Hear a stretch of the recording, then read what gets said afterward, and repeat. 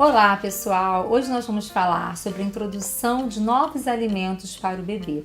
Eu estou aqui com uma convidada especial, que é a Sandra, nutricionista, e ela vai dar algumas dicas para você que está começando essa fase com seu filho. Sandra, qual é o melhor momento para começar a introdução das frutas? A partir dos 6 meses, normalmente a mãe já faz o desmame, então tem que voltar a trabalhar. A gente inicia com a papinha doce, né? Que a gente fala doce por conta de serem as frutas. Normalmente a gente começa com as frutas básicas, né? Que é a maçã, a banana, a pera. A gente sempre deve amassar as frutas, né? Nunca liquidificá-las, porque a gente já tem que acostumar o bebê, mesmo pequenininho, a ter aqueles gruminhos da fruta, né?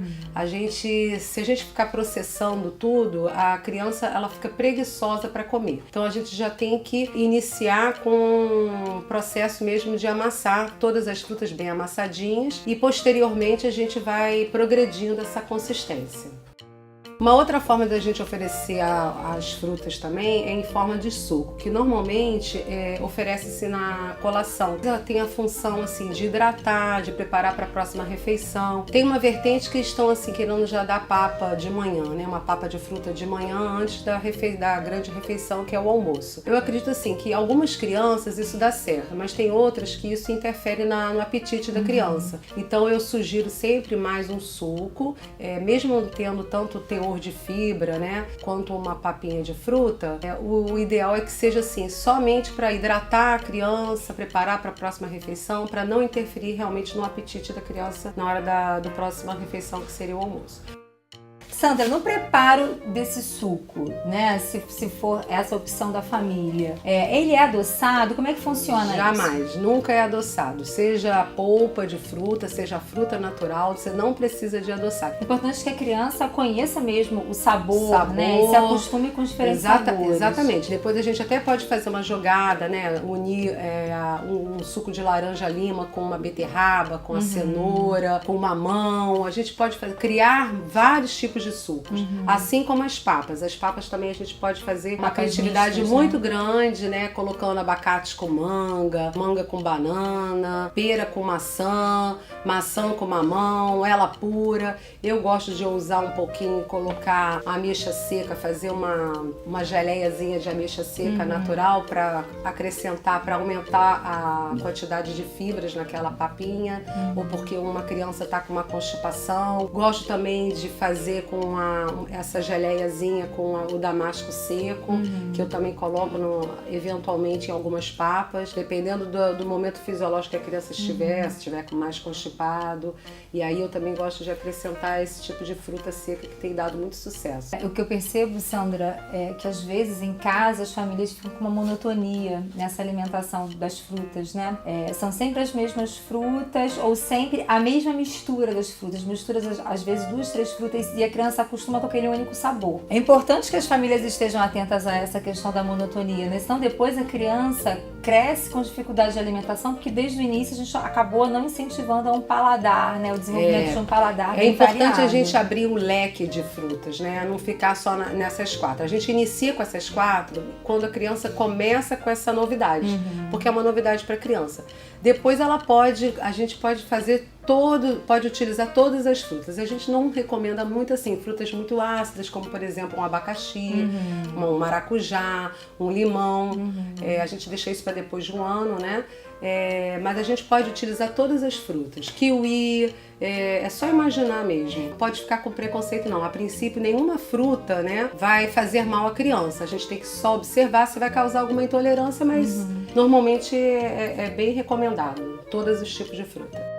Normalmente, a criança, quando inicia a papa, né, uma alimentação nova, que não é mais o leite materno, o leite artificial, a criança tende a projetar a língua para fora, né, dando a entender de que a criança não está gostando daquele alimento. Isso daí não existe. A criança ela apenas ainda não sabe o que fazer com aquele alimento ali na boca. Então ela vai cuspir várias vezes e vai colocar para dentro, vai colocar para fora, vai colocar para dentro, mas depois ela aprende. Até porque essa projeção de língua é a forma como ela está acostumada para fazer a sucção do peito, da mamadeira, enfim. Então isso a gente não pode interpretar achando que a criança não gosta daquele alimento que foi introduzido naquele momento. A gente tem que estar sempre insistindo, né? Mesmo que a criança tenha assim um vômito, aí a mãe já fala, não, teve intolerância, não. Dá um tempinho, dá um tempo de 1, 2, 3 dias e oferece de novo, vê se aquilo dali não foi só um momento, uma coincidência, uma coincidência, né? Aí sim, se persistir, procura um pediatra para a gente poder verificar se realmente causou uma intolerância. Mas o bom é a gente sempre insistir na fruta, não interpretar que a criança não goste daquele alimento novo. Sandra, qual seria o momento do dia para essa fruta estar sendo introduzida? Você falou da questão de manhã, do suco, da papa, que dependendo, né, da orientação, às vezes sim, às vezes não. Em que momento, então, essa papa de fruta entra? Então, inicia-se sempre com a papinha à tarde, a gente vai substituindo as mamadas, né? Na verdade, a gente vai substituindo porque o bebê necessita de outros nutrientes, por isso a gente faz essa complementação da alimentação. E então a criança, a gente oferece na hora do lanche uma papinha de fruta ou um suco na colação. À medida que vai acrescentando outras refeições, isso vai formando a rotina de horários, né? Então de manhã pode ser um suco, às 10h30, 11 horas seria o almoço, o lanche da tarde por volta de 2 horas e às 17h30, 18 horas, aí depende do horário que vai fazer a criança, né? Oferece o jantar. Depende da idade também, da fase que a criança está. Em termos de quantidade, eu acho que essa é uma dúvida que surge muitas vezes para as famílias, né? Uma fruta inteira, dependendo da fruta. Fala um pouquinho sobre isso, Sandra. Assim, no primeiro momento, a criança não vai conseguir comer assim uma banana, 2 bananas, uma banana e meia papaya, uma maçã. A gente tem que respeitar muito o apetite da criança também, né, nesse momento, principalmente porque ele está com uma condição nova. Então a gente assim, inicialmente a gente vai dar quanto a criança conseguir comer.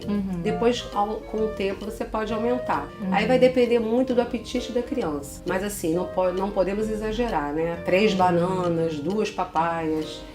Agora, Sandra, eu observo a dúvida na hora da introdução da papa de fruta, as mães que estão amamentando, né? Se elas oferecem ou não o seio para a criança depois que a criança come a fruta, como é que funciona isso? Não tem problema. Se a mãe ainda está em casa com a criança, nada impede da criança comer uma papinha de fruta e logo a seguir mamar um pouquinho no peito, não tem problema nenhum. Quando a mãe está afastada, né, tem ali o peito propriamente dito para amamentar a criança, é que a gente não deve oferecer assim o leite após aquela papinha, achando que aquela papinha não foi suficiente, porque às vezes alguma criança ela pode interpretar isso como substituição e aí acaba ficando mais assim, é mais fácil o quê? Comer uma papinha ou mamar, né? Ou beber um leite. E tem crianças que às vezes fica tendenciando a beber o leite e não a papinha. Então é somente quando a mãe estiver presente e a criança ainda solicitar um carinho, né?